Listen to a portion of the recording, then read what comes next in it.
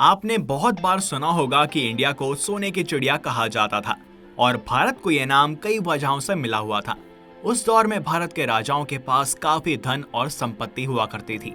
और आज हम आपसे इंडिया के उस गोल्डन पीरियड के बारे में बात करने जा रहे हैं जो बहुत से लोगों को डेफिनेटली नहीं पता, क्योंकि भारत के लंबे इतिहास में ये पीरियड कहीं खो सा गया था। लेकिन इस पीरियड की बदौलत ही शायद आज हिंदुस्तान हिंदुस्तान है। तो इस वीडियो में हम इस गोल्डन पीरियड ऑफ इंडिया के बारे में जानेंगे। लेकिन आगे बढ़ने से पहले अगर आप चैनल पर नए हैं तो इसको सब्सक्राइब कर लें और बेल आइकन को प्रेस कर लें। गुप्त काल या गुप्ता पीरियड इंडिया के लिए कल्चरल और साइंटिफिक डेवलपमेंट का युग था। इस युग में रिलीजन, स्किल, नॉलेज और इनोवेशन की इनक्रेडिबल प्रोग्रेस हुई। इसीलिए बहुत से हिस्टोरियंस ने गुप्त काल को हिंदू रेनेसां या गोल्डन पीरियड का टाइम माना है। आइए जानते हैं कि किन रीजंस की वजह से गुप्ता पीरियड इंडिया का गोल्डन पीरियड बना है। Religious view point. गुप्त का रिलीजियस व्यू पॉइंट से ब्राह्मणों के पुनरुत्थान यानी रिसरेक्शन का युग था। इस समय ब्राह्मण धर्म की प्रतिष्ठा स्थापित हुई, मंदिरों और मूर्तियों का निर्माण हुआ। भगवान विष्णु के 10 अवतार माने गए: मत्स्य, कूर्म, वराह, नरसिंह, वामन, परशुराम, राम, कृष्ण, बुद्ध और कल्कि। पौराणिक धर्म या नव हिंदुओं की आधारशिला यानी फाउंडेशन इसी युग में रखी गई। यज्ञ, बलि प्रथा एवं भक्ति की भावना को प्रेफरेंस दी गई। इस समय ब्राह्मण धर्म के अंतर्गत बहुत से गुप्ता किंग्स ने इसी धर्म को अपनाया और अपना प्रोटेक्शन दिया। उन्होंने परम भागवत की उपाधि धारण की और साथ ही अपने सिक्कों पर गरुण, शंख, चक्र, गदा और लक्ष्मी की इमेज बनवाई। वैष्णव धर्म का प्रचार पूरे भारत के अलावा साउथ ईस्ट एशिया, हिंद, चीन, कंबोडिया, मलाया और इंडोनेशिया तक हुआ। विष्णु और नारायण की मूर्तियां, गरुड़ ध्वज और मंदिर बने। गुप्तकालीन एक अभिलेख में विष्णु को मधुसूदन कहा गया है। ब्राह्मण धर्म के अलावा बौद्ध धर्म और जैन धर्म का भी गुप्त काल में प्रचार प्रसार हुआ, जो गुप्ता किंग्स के रिलीजियस टॉलरेंस और ओपननेस का सबूत है। Skill development. गुप्त काल में आर्किटेक्चर, स्कल्पचर और पेंटिंग के अलावा और भी डिफरेंट टाइप के स्किल्स का भी डेवलपमेंट हुआ। कला इस समय मेनली धर्म से इम्पैक्टेड थी। आर्किटेक्चर के सेक्टर में मंदिर निर्माण सबसे इम्पोर्टेंट है। विभिन्न देवताओं के लिए भव्य मंदिर बनाए गए। इन मंदिरों में तकनीकी एवं निर्माण संबंधी अनेक विशेषताएं जैसे गर्भगृह, तालान, सभा भवन, ड्योढ़ी, प्राचीर युक्त प्रांगण, चपटी और शिखर युक्त छत देखी जा सकती है। मूर्ति कला की भी प्रोग्रेस गुप्त काल में हुई। गुप्तकालीन मूर्ति कला सैयद और नैतिक है। उनमें ओरिजिनलिटी और लाइवलीनेस मिलती है। अधिकांश मूर्तियां देवी देवताओं, बुद्ध और तीर्थकरों की बनी। चित्रकला यानी पेंटिंग्स के क्षेत्र में बहुत ही अमेजिंग प्रोग्रेस हुई।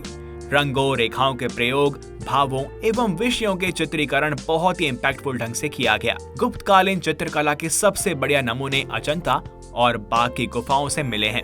अजंता की गुफाओं में जहां हाई क्वालिटी की प्रॉस्पेरिटी को दिखाया गया है, वहीं बाघ के चित्रों में मानव के लौकिक जीवन की झांकी मिलती है। और भी डिफरेंट स्किल्स जैसे कि संगीत, नृत्य, नाटक और अभिनय जैसी ललित कलाओं में भी बहुत अच्छी प्रोग्रेस हुई। नॉलेज। गुप्त काल शिक्षा और साहित्य के विकास का भी युग था।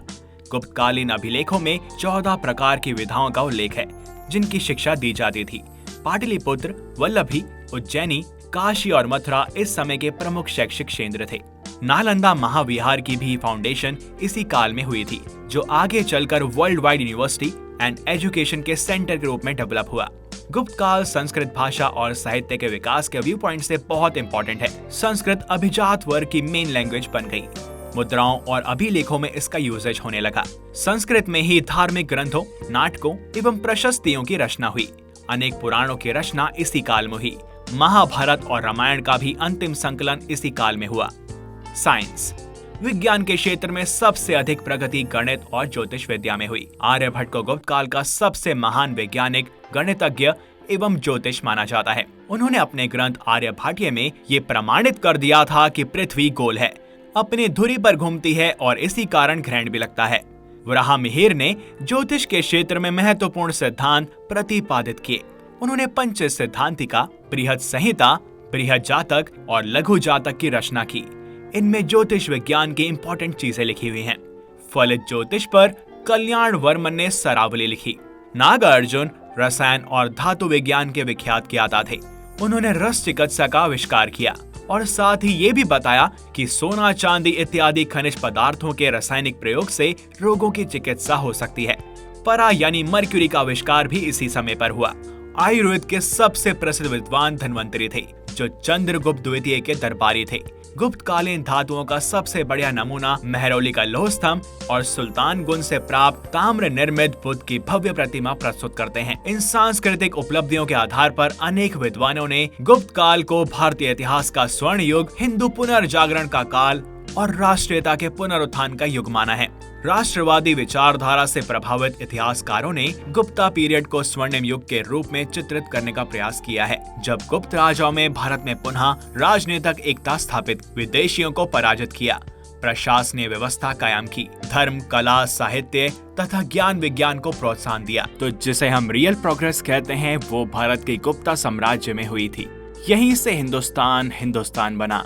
गुप्त वंश के वंशज समुद्रगुप्त तक इस गोल्डन पीरियड के फ्लैग को लहराने में सफल रहे, लेकिन इसके बाद यह झंडा नीचे होने लगा और गुप्त वंश का अंत शुरू होने लगा, और साथ ही भारत के गोल्डन पीरियड का भी। दरअसल हुआ ये कि गुप्त वंश के लोग आपस में लड़ने लगे और कुछ राजकुमारों ने अपने अलग राज्य बना लिए। इसके साथ ही गुप्ता साम्राज्य का विभाजन शुरू हो गया। गुप्त वंश के फैमिली इश्यूज ने विदेशी ताकतों को अटैक करने का अच्छा मौका दिया। हुड्नों की सेना ने तोरमान के नेतृत्व में 500 BC के आसपास भारत पर आक्रमण किया और गुप्त वंश मालवा और मध्य भारत को हारने से नहीं बचा सका। जिस गुप्त वंश का सूरज स्किलफुलनेस और स्ट्रॉन्ग रूल के कारण उगा था, वही रूल उसके पतन का कारण भी बना। गुप्त शासन काल में सामंती प्रथा वंशानुगत थी। चंद्रगुप्त ने अपनी सूझबूझ से और ताकत से सब कुछ कंट्रोल में रखा था, लेकिन बाद के रूलर्स ये नहीं कर पाए। इसके अलावा हिस्टोरियंस गुप्ता रूल के खत्म होने का एक और रीजन भी मानते हैं, और वो है उनका नॉन वायलेंट बुद्धिज्म रिलीजन को प्रमोट करना, जिसके कारण बहुत से रूलर्स नॉन वायलेंस का रूट अपनाने लगे। इससे बाहरी ताकतें गुप्ता साम्राज्य को कमजोर समझने लगीं, और इसी तरह से धीरे धीरे गुप्ता रूल खत्म हो गया, जिसके बाद भारत पर कुछ समय विदेशी ताकतों ने रूल किया और फिर बाद में राजा हर्षवर्धन सबको हराकर राजा बने। लेकिन चंद्रगुप्त ने जो हिंदुस्तान की नींव रखी थी, वो कहीं खो गई थी। धीरे धीरे ध्यान स्किल, साइंस और कल्चर से हटकर रूल पे जाने लगा, और बाद में मुगलों ने और फिर अंग्रेजों ने भारत को खूब लूटा और इस सोने की चिड़िया की चमक छीन ली। लेकिन वो कहते हैं ना कि आप हमसे हमारा सब कुछ छीन सकते हो, बस हमारी हिम्मत नहीं। उसी तरह भारत ने बहुत अच्छी वापसी की और अब भारत बहुत शक्तिशाली हो गया है। यहाँ तक कि जिन अंग्रेजों ने हम पे रूल किया, उन्हीं के देश का प्रधानमंत्री आज एक भारतीय मूल का आदमी है। तो भारतीय होने के नाते हमारा फर्ज है कि हम वो गोल्डन पीरियड एक बार फिर से वापस लेकर आएं, जहां सोसाइटी, इकोनॉमी और पावर एक साथ बढ़े। तो इस वीडियो में बस इतना ही। आपका इस सब को लेकर क्या सोचना है, हमें कमेंट करके जरूर बताएं। और अगर आपको वीडियो पसंद आई हो तो इसे लाइक करें और ज्यादा से ज्यादा शेयर करें। साथ ही चैनल को सब्सक्राइब और बेल आइकन को प्रेस करना ना भूलें। मिलते हैं आपसे नेक्स्ट वीडियो में और भी इंफॉर्मेटिव कंटेंट के साथ। Till then, good bye.